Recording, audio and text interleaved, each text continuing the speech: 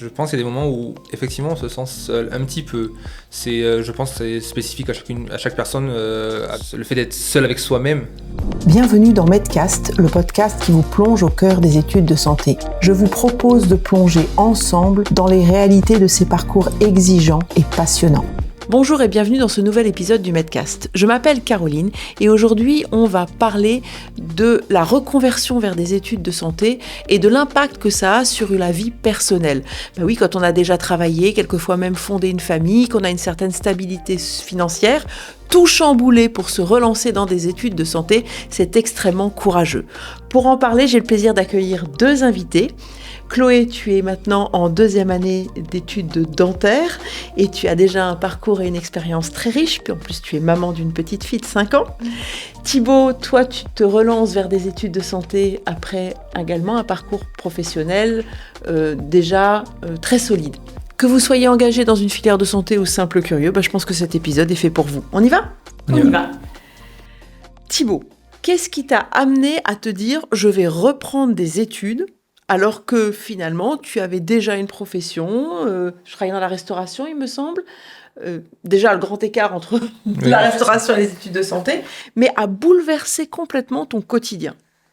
Très grand sujet. Alors c'est très drôle parce que c'est vraiment un fait de vie qui m'a mené à ça, parce que je me suis fait suspendre mon permis 6 mois à la suite d'une petite excès de vitesse. Et donc pendant 6 mois, je me suis retrouvé tout seul dans un appartement de 10 mètres carrés, à réfléchir sur moi-même et à réfléchir à qu'est-ce que c'était ma vie actuellement. Et à la fin de ces 6 mois, pour récupérer notre permis, on a eu du coup un rendez-vous. On doit passer un rendez-vous avec un psychologue et un médecin pour s'assurer que les yeux vont bien et que mentalement ça va. C'est les nouvelles façons pour récupérer son permis en France. À la suite de mon rendez-vous avec le psychologue, il me dit « mais votre métier, est-ce que ça vous convient ?» Je lui dis que j'aime ça, mais que j'y trouve une certaine lassitude et que j'ai l'impression qu'il me manque quelque chose. Il me dit « mais est-ce que vous ne voudriez pas vous lancer dans quelque chose? Est-ce qu'il n'y a pas quelque chose qui vous intéresserait ou que vous n'avez jamais essayé de faire ou changer de carrière ?» Donc je lui parle de médecine, mais je lui dis que je m'en sens peut-être pas capable et plus j'aurais peur de faire des erreurs avec ma condition et donc je trouve pas ça concret et faisable. Et du coup il m'a expliqué sa situation, comme quoi lui à 30 ans il était devenu psychologue, qu'avant il avait une carrière totalement différente, et il m'a dit une phrase qui a vraiment été le mon point directeur pour le reste de l'année, c'est: qu'est-ce que ça te coûterait en temps d'essayer? Au moins d'essayer. Du coup, le soir même, je suis rentré. Donc, j'ai appris que par un DAUB, donc un diplôme d'accès universitaire B pour la filière scientifique, on pouvait avoir un niveau terminal scientifique pour reprendre nos études potentielles vers la médecine avec Parcoursup. Donc, le soir, je me suis renseigné et j'ai vu que le DAU à Toulouse prenait 6 mois. Donc de janvier jusqu'à juin. Et je me suis dit, factuellement, parce que je ne savais pas si j'allais pouvoir me remettre au travail suffisamment, quel travail il fallait fournir. Et je me suis dit, je me donne 6 mois d'essai. Donc je suis allé au DAU pendant 6 mois et j'ai vu ce que c'était de reprendre les cours, de retravailler des cours, parce que je n'avais jamais vraiment travaillé mes cours auparavant. J'avais toujours fait juste, j'allais en cours, j'écoutais, ça me suffisait. Et j'ai dit ouais non, finalement c'est ça que je veux. Et tu t'es lancé. Et je me suis lancé, j'ai bien réussi mon année du DAU, j'ai eu mon diplôme et j'ai postulé sur Parcoursup. Et je me suis dit allez, on y va. Pour toi, Chloé, c'était presque encore une autre dimension, parce que en plus de sortir d'une vie, j'allais dire, plutôt stable, avec un emploi, etc., tu es maman. Te relancer dans des études et perturber ce quotidien-là, ça demandait quand même, j'imagine, une sacrée dose de courage. Il y a eu un moment déclencheur où tu t'es dit « je prends ce risque, j'y vais ». Déjà, c'est vrai. En plus, j'ai fait mon assistanat dentaire pendant lequel j'avais cherché justement toutes les possibilités. Le dentaire, ça a été un vrai coup de foudre pour moi. Ça a été quelque chose qui a bouleversé ma vie. Toute ma vie, j'ai exercé beaucoup de métiers différents, avec des petites qualifications de ci, de là, très différentes. Et je me suis jamais vraiment sentie, moi, nulle part. Et quand le dentaire a rencontré ma vie, ça a été vraiment une révélation, parce que au-delà de ce que je voulais faire, c'était ça que je voulais être. Parce que je précise que tu étais assistante dentaire. Tu as d'abord travaillé dans la restauration, toi aussi. Oui.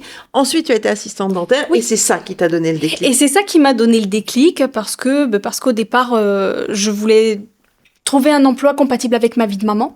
Et donc, je m'étais dit, secrétaire médicale, c'est plutôt stable, c'est OK avec une vie de maman. Et en même temps, c'est proche de la santé, de quelque chose de scientifique, de cet aspect un peu scientifique frustré que j'avais pas pu laisser s'exprimer jusque maintenant. Donc, allons-y. Et secrétaire médical, c'est un métier qui est en voie de disparition, avec toutes les plateformes de prise de rendez-vous qui existent. Et donc, l'école où j'ai fait mon test d'entrée, en fait, me dit, et pourquoi pas assistanat dentaire? Puis moi, j'étais là, bon, la salive, ça me dégoûte, ça va être compliqué, mais bon, je me suis retrouvée à devoir travailler parce qu'il était temps. Et je dis, bon, écoute, vas-y, on va essayer, on verra bien. Et effectivement, j'ai trouvé de l'emploi vraiment rapidement. Et donc, le premier jour de cet emploi, dans le premier cabinet dentaire où j'ai travaillé, j'ai vu une dent ouverte pour la première fois. Et ça a été vraiment, c'était ça. C'était ça que je voulais faire jusqu'à la fin de mes jours, quoi. Et donc, tu t'es lancée. Et donc, je me suis lancée. J'ai fini mon assistanat parce qu'on termine ce qu'on a commencé, ça peut toujours servir. Déjà aussi parce que ça crée un réseau, déjà, c'est un petit monde. Et je me suis lancée. On n'a qu'une vie. Finalement, en tant qu'adulte, donc on va au travail, on a des horaires, des amis, une vie sociale, un logement, des factures, du temps libre aussi par rapport à sa vie d'étudiant. Chambouler tout ça, complètement revoir ses habitudes de vie et son niveau de vie aussi. Comment tu l'as abordé, Thibaut? Comment tu as géré ça? Pour aborder ça, déjà, j'ai eu beaucoup de temps en amont, entre le moment où je me suis décidé j'allais reprendre mes études et je me suis lancé. J'ai eu environ 1 an et demi, ce qui a fait que je l'ai préparé. Je me suis préparé à mettre de l'argent de côté, je me suis renseigné sur à quoi j'avais le droit, les bourses. J'ai essayé le plus possible en amont de me renseigner sur comment ça allait se passer et qu'est-ce que j'avais besoin de savoir pour rendre cela possible, pour rendre cela concret. Et une fois après que j'ai eu toutes les cartes en main, j'ai décidé quand même du coup d'y aller. Et après, toujours bien sûr, on a toujours des déconvenues de temps en temps, mais on rebondit et je pense que c'est ce qu'on a gagné à avoir une vie avant. C'est-à-dire que peu importe les déconvenus, on essaie de rebondir en ayant toujours 2-3 coups de possibilités. Mais si ça marche pas, qu'est-ce qu'on fait? Et d'autres possibilités de manière à pouvoir avancer quand même sur notre objectif. Chez toi, Chloé, ça a dû être une anticipation peut-être encore un peu plus grande, puisque en dehors de tout cet aspect logistique, financier, il fallait aussi que tu sois très investi dans ta remise à niveau scientifique, certes, mais j'imagine ensuite ta LAS, puisque tu as fait une LAS droit, où on est pris quasiment à 100%. Il y avait aussi, j'imagine, la garde de ta petite fille. Tu as mis ça en place comment? En combien de temps? Alors, combien de temps? En peu de temps, mais ça m'a coûté beaucoup. Déjà, il y a une chose qu'on n'imagine pas, c'est que assistante dentaire, je commençais relativement tôt le matin et je terminais tard le soir. Ça, au moins, la vie étudiante a eu ça de bien que c'était plus compatible avec l'emploi du temps d'école de ma fille. Après, pour le reste, pour mon travail personnel, du coup, je le gère comme je veux. Donc ça, je pense qu'elle en a pas trop souffert. Moi, un petit peu plus, mais c'est temporaire, donc c'est OK. Et j'ai eu la chance que le père de ma fille, on est séparés depuis. Mais ça, c'est une autre histoire et qui n'a pas grand-chose à voir. Mais il a eu ça de très bien, on peut lui reconnaître d'avoir été d'une patience folle. Et par exemple, le week-end, surtout pré-examen ou des choses comme ça, pré-date butoir, où il vraiment fallait que je travaille. Et du coup, j'étais là, mais j'étais pas là. Lui, au moins, il était là pour Ariane. D'accord, donc tu as eu du relais. Oui. Et est-ce qu'il y a des moments où tu t'es sentie coupable? Tout le temps. Tout le temps. Mais ça, je pense que c'est... malheureusement très propre aux mamans qui prennent un travail différent, qui changent de vie, qui imposent leurs choix à leurs enfants. Et je me suis posé la question, ça a été d'ailleurs une des plus grandes questions, parce que comme disait Thibaut tout à l'heure, pour tout ce qui est logistique, financier, on s'y prépare. Et on sait que ça va durer un temps. Mais pour ce qui est des enfants, parfois on ne se rend pas compte des conséquences à long terme.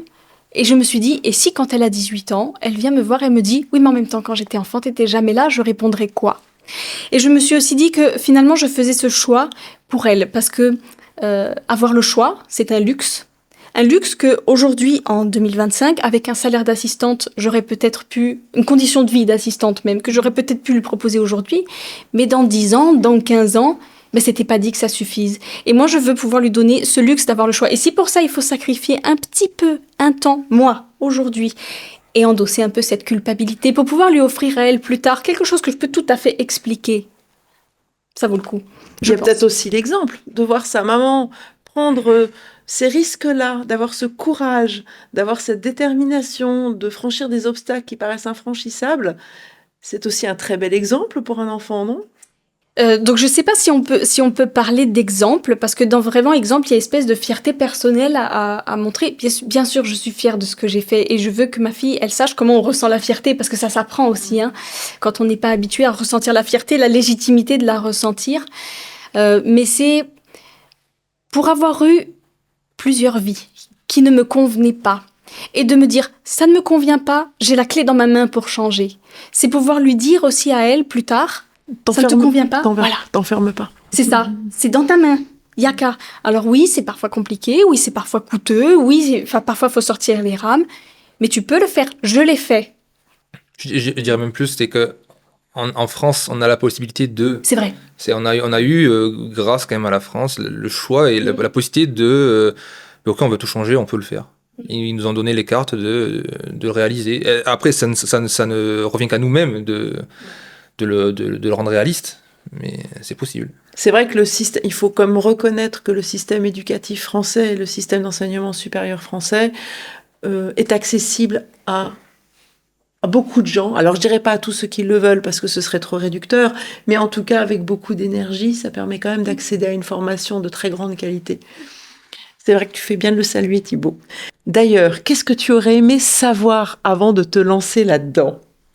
Un peu tout ce qu'on est en train de raconter aujourd'hui. C'est-à-dire que lorsqu'on a commencé à se lancer, chacun de notre côté, se lancer dans ce parcours, il y avait très peu d'informations concernant notre genre de cas, des personnes qui reprennent des études sur le tard pour aller en médecine, avec les nouvelles réformes, surtout de la PASS.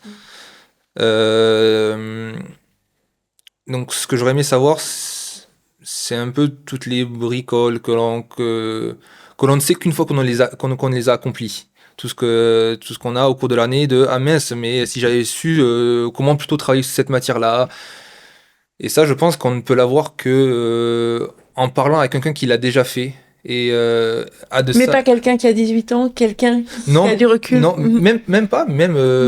Aller parler avec les personnes qui font le tutorat dans les PASS, lors des journées portes ouvertes, pour échanger avec eux, pour savoir comment eux l'ont vécu, savoir comment eux pensent que ça serait bien ce qui serait bien de faire. Effectivement, nous, on essaie plutôt de trouver quelqu'un qui nous ressemble et savoir comment eux l'avaient vécu, comment eux l'avaient géré. Donc c'est vrai qu'on est un peu ouvert sur les personnes qui peuvent nous contacter pour ce genre de questions, parce que on est désespérément en manque d'informations à ce moment-là. Mais c'est quelque chose qui ressort déjà de manière très courante. J'allais dire pour un parcours plus classique, sortie de lycée, etc., de dire mais aller à la pêche des informations. Alors quand on a en plus des obstacles administratifs et logistiques à gérer avant, des remises à niveau scientifique, qu'on n'est pas éligible Parcoursup comme ça, etc., j'imagine que là, effectivement, la demande d'information est encore plus forte, non ?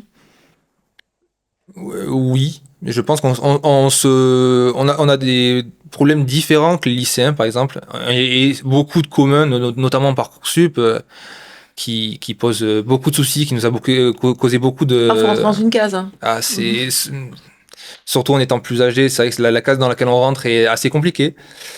Mais je pense qu'en s'informant bien, déjà ne serait-ce que sur Parcoursup, parce que personnellement j'avais beaucoup épluché les statistiques concernant les accès aux formations, ce qui avait fait que j'avais été accepté en passe, parce que j'avais pris spécifiquement celle qui avait le meilleur taux d'accès possible, même si la licence je ne l'appréciais que moyennement, Mais au moins, t'avais. mais je l'ai eu un jour avant la clôture de Parcoursup. Et ça déjà c'était ne serait-ce que nous donner une chance. Ouais, grosse pêche aux informations. Oui. Toi, Chloé, si c'était à refaire, est-ce qu'il y a quelque chose que tu changerais ou que tu ferais autrement ? Oui. Et en fait, je pense qu'avec le recul, il y a quelque chose que je dissocierais. C'est-à-dire que l'apprentissage académique, c'est une chose. Mais c'est quelque chose qui, finalement, c'est de mon ressort à moi. Bien sûr, certains ont des difficultés. J'en ai eu aussi. On a l'impression que j'ai fait ça en mode pump it up. Absolument pas. Mais l'apprentissage académique, c'est une chose. C'est une chose qui dépend de soi-même. D'accord ? Du combat qu'on livre contre soi-même, contre la procrastination, contre j'étudie plus, j'étudie mieux, j'étudie ceci ou cela. Bon. Et il y a aussi, et c'est ce que moi j'aurais aimé savoir avant, tout ce qui est autour. Que parfois on se sent seul. Vraiment seul. 90% du temps d'être seul, on s'en fiche parce qu'on a un objectif. Et les 10% restants, c'est un jour de moins bien. Et c'est pas évident. De devoir tout le temps ramer, pêcher et retaper à la porte et encore de faire le forceur, et ben parfois c'est lourd. Quand on manque des événements familiaux, et ben parfois c'est lourd. Bien sûr, c'est transitoire. Ça n'empêche pas de mal les vivre. De le savoir en avance n'aurait rien changé. Ce qui a dû se passer, c'est produit. Mais d'anticiper que ça peut arriver, qu'on le vive pas bien à un moment donné, et ben ça peut nous permettre de nous autoriser à ressentir que oui, j'ai choisi cette voie-là, mais oui, parfois elle me fait souffrir. Parce que c'est vrai que souvent les gens ils disent t'as choisi d'être là, pourquoi t'as choisi ? Donc t'as peu d'opportunités d'évacuer ça. Exactement. Puisque tu dis, mais tu l'as choisi. Exactement. Et du coup, comme je l'ai pas anticipé, c'est vrai que je l'ai pris de plein fouet, dont une fois vraiment où je me suis dit, j'arrête tout. Tu as eu le sentiment d'avoir vraiment mis en pause ta vie pendant cette période ? Ou même toujours aujourd'hui ? Aujourd'hui, beaucoup moins. Aujourd'hui, beaucoup moins parce que je fais ce que je veux, j'ai atteint mon but et en fait, je considère ça comme une bénédiction, une vraie deuxième chance que je suis allée chercher, mais que la vie m'a donnée. La chance aide parfois, le travail toujours, mais un petit peu de chance parfois, donc c'est une bénédiction pour moi. Donc moins, mais oui, un petit peu, faut reconnaître. Après, j'avais pas forcément une vie très très fournie non plus. Je suis quelqu'un qui a toujours énormément travaillé. C'est quelque chose qui m'a été enseigné comme une vertu fondamentale par mes parents.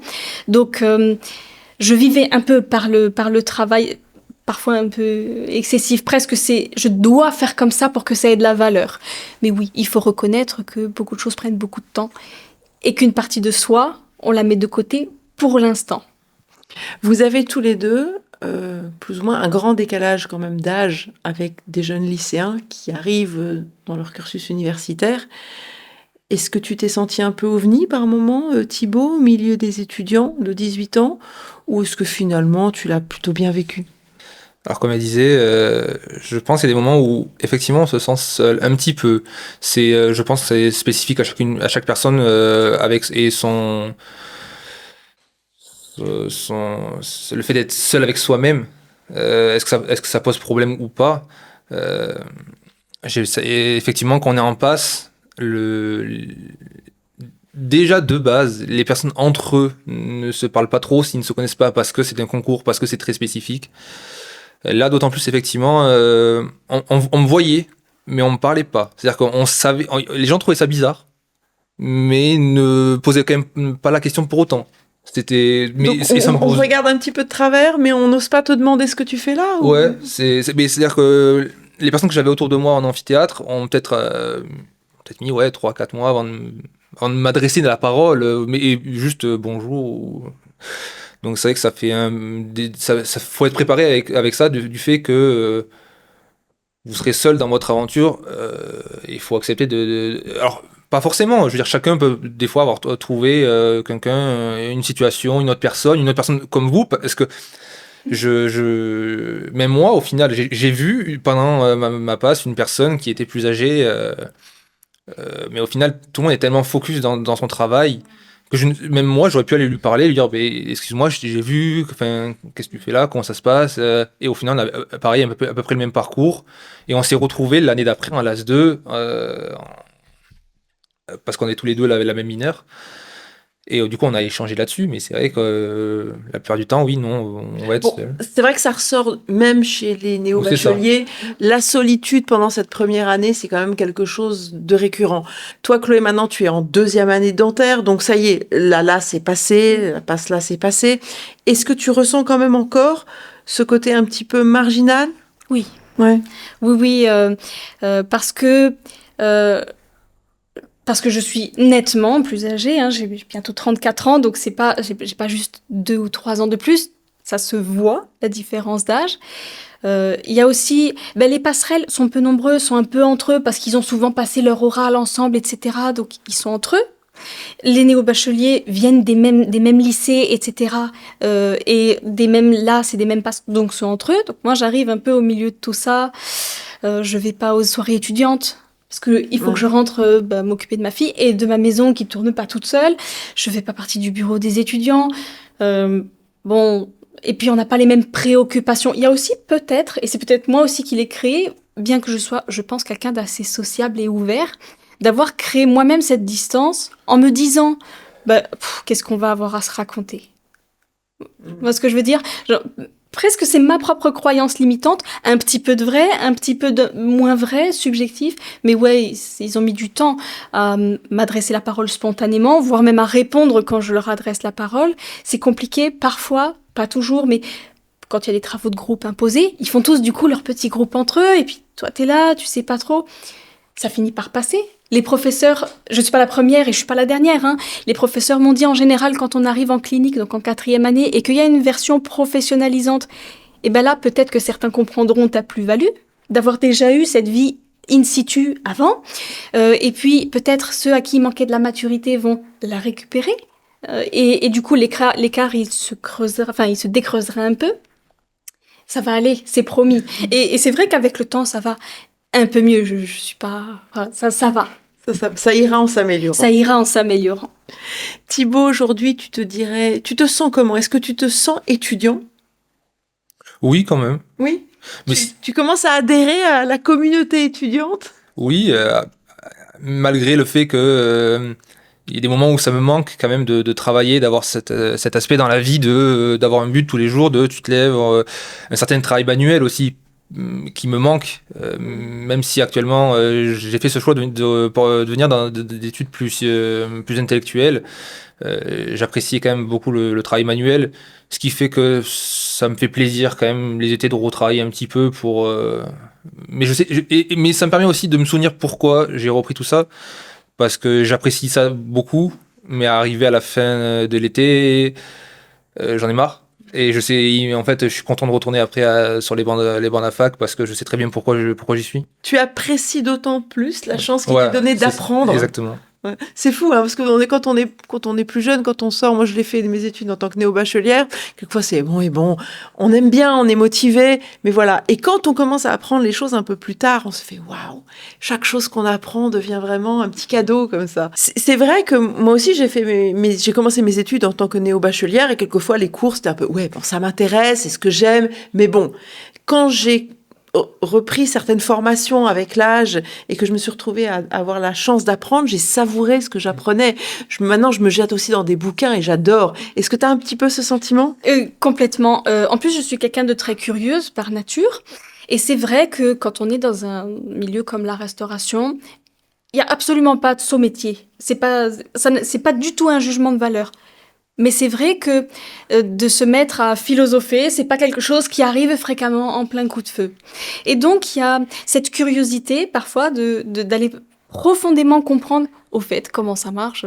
La réaction de Maillard d'un point de vue chimique, elle est un peu tue, elle est un peu frustrée. Et quand on vieillit, d'autant plus quand on est allé chercher sa place qui est rare et chère, qui est coûteuse, on se dit tout ce que je peux prendre, je suis une morte de faim, je le prends en fait. Parce que en fait toutes ces petites choses, on s'en rend pas compte. Quand on a 18 ans, qu'on est dans la poursuite des études, on en a aussi un peu marre du collège, lycée avant. Quand on arrive au bac, on va pas se mentir. Ouais.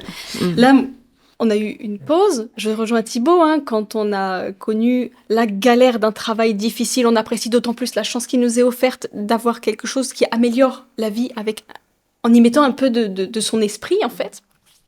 Et toutes ces petites choses, c'est ce qui fera de toi plus tard un professionnel, et c'est valable pour tous les corps de métier, différents. C'est cette culture générale, ces petites cerises là sur le couscous, là, celle-là, là, cette petite pincée de sel, c'est ça qui fait quelqu'un à qui on a envie de parler, quelqu'un d'intéressant, quelqu'un de passionné et de passionnant par son métier, qui éveille parfois des vocations. Moi, j'ai des professeurs qui sont comme ça, qui ont des vies riches. C'est formidable. Vous avez l'air tous les deux, finalement, de vous enthousiasmer par le fait de pouvoir apprendre, la chance qui vous est offerte de pouvoir apprendre à nouveau, alors que finalement, vous avez déjà quand même beaucoup de connaissances dans vos métiers respectifs. Ça, c'est très inspirant, je trouve. Si tu rencontrais un jeune homme comme toi, Thibaut, qui te disait « Est-ce que tu me conseillerais de le faire ?» Tu lui répondrais quoi ? 100% oui. La passe a été une année très dure, soit psychologiquement ou même physiquement.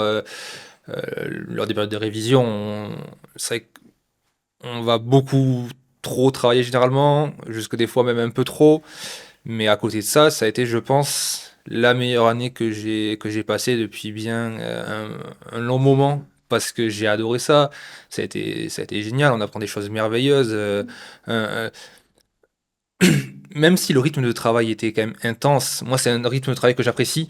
T'attendais que ça, en fait. Ouais, mais vraiment, j'ai beaucoup mieux vécu mon année de passe que Chloé, qui était en LAS, du coup, qui ne le voyait que de loin, parce que c'était... On vit vraiment ça en passe, et on a cette chance cette chance-là, donc j'ai vraiment bien apprécié mon année. Et du coup, cette année, être en LAS est un peu plus compliqué, parce que justement, c'est loin. Tu t'es éloigné de la santé. Donc ça peut être compliqué aussi, la LAS, mais c'est vrai que je lui dirais de foncer. Et c'est ce que j'ai dit à la personne que j'ai rencontrée cette année, qui m'a été envoyé du DAU, qui voulait faire le DAU pour après aller à la passe. Je lui ai donné tous les petits conseils que j'aurais aimé savoir, ne serait-ce que lors du DAU et après plus tard pour la passe. Mais je lui ai dit non, vas-y, fonce, parce que... Belle expérience. Parce que c'est une belle expérience, et je pense qu'une personne qui ne l'a pas faite ne peut pas l'expliquer, parce que c'est trop spécial. Ne serait-ce que le jour du concours, arriver dans la salle d'exposition entre 1000 à 1500 personnes selon les facultés, avec cette ambiance, ce stress, ce bon stress. Même, j'ai jamais été aussi peu stressé que le jour de l'examen ce qui est fou. De passe. Donc là, je fais quand même énormément par rapport au recul. Ouais, mais parce que tu as attendu ça. Ça faisait 2 ans que je me battais pour ça, pour ce jour-là. Il te tardait d'y être, t'avais envie d'y être. Donc non, c'est vrai que c'était une année quand même que j'ai appréciée sous une certaine forme, malgré sa difficulté. Mais je pense qu'une personne qui a déjà eu un métier par le passé, pour avoir cette difficulté comme quelque chose de différent par rapport à un néo-bachelier, et se rendre compte que dans la vie, il y a aussi d'autres difficultés qui a surmonté et qui a pu vous forger, et au final, ce n'est qu'une autre étape à passer dans la vie et à surmonter, et que les gens sont totalement capables, et c'est totalement faisable. C'est très motivant tout ça. Chloé, toi, on revenait justement à l'idée que tu es maman. Est-ce que des jeunes mamans qui nous écoutent et qui n'osent pas franchir ce cap, est-ce que tu as un message à leur faire passer ? Il y en aurait plein. On en a eu l'année du DAU, parce que c'est là qu'on s'est rencontrés. Une maman que j'aime beaucoup, Génial. Avec beaucoup d'enfants, enfin 4 enfants, et elle a osé. Et oser, ça paye toujours. Ça paye pour soi, ça paye pour ses enfants, de l'exemple dont on a parlé tout à l'heure. De leur apporter une vie meilleure. Il y a toujours des solutions. Le truc, c'est qu'il y a toujours des solutions, et il y a celles qu'on n'a pas trop envie de prendre. Tu vois ce que je veux dire ? Genre, oui, la solution, ça pourrait être que ma mère, elle m'aide. Par exemple, mais j'ai pas trop envie que ma mère, elle m'aide. Parfois, il faut savoir mettre certaines choses de côté. Je pense que d'avoir un enfant, c'est pas un frein.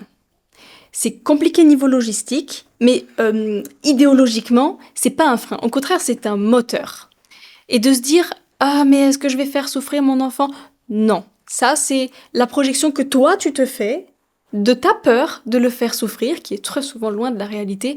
Je veux dire, vas-y, fais-le. Ma fille, je pensais qu'elle souffrirait de ça, et aujourd'hui, j'ai la preuve. Elle est contente de voir maman bien, alors que dans mes précédentes vies, donc elle a 5 ans, donc quelques-unes de mes vies, elle en a connu, je n'étais pas bien. Et il peut pas y avoir une maman heureuse s'il n'y a pas une femme heureuse. C'est pas possible.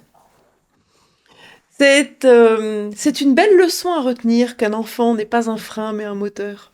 Très belle leçon. Je tire exactement la même leçon que toi dans ma vie. Et les petits-enfants sont encore plus un moteur, tu verras. Un grand merci à tous les deux. Je pense que des témoignages comme ça font un bien fou.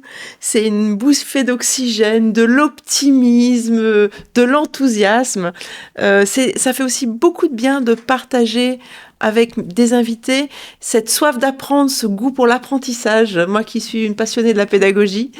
Donc un grand merci d'être venu de si loin, puisque vous venez quand même de Toulouse, je tiens à le préciser, pour être à cette table aujourd'hui. Merci aussi à vous de nous avoir écoutés, et puis on se retrouve très bientôt pour un nouvel épisode.